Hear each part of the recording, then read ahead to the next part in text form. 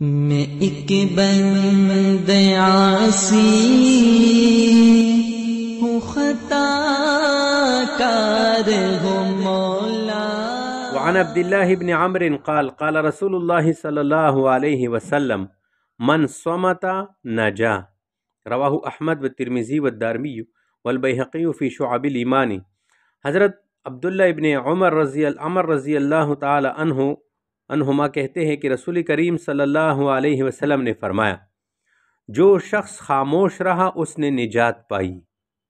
من صمت نجا، زبان کے استعمال کے ساتھ بلائی لگی ہوئی ہے، چنانچہ انسان جب دنیاوی یا اخروی بلاؤں میں مبتلا ہوتا ہے، ان تمام بلاؤں کا تعلق بالواسطہ یا بغیر واسطہ انسان کے زبان سے ہے۔ اس لیے جو شخص زبان کی لغزشوں سے محفوظ ہو گیا وہ کامیاب ہو گیا، اور خاموش رہنا اس کی جو ہے کامیابی کی جڑ ہے۔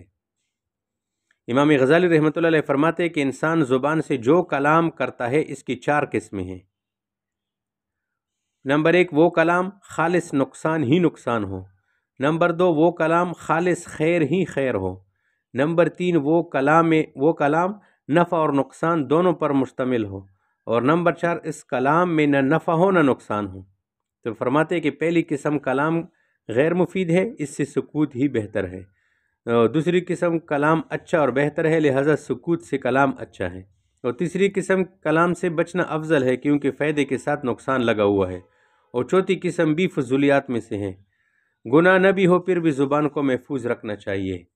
تو ایک چھپ لاکھ بلائیں ٹھالتی ہے۔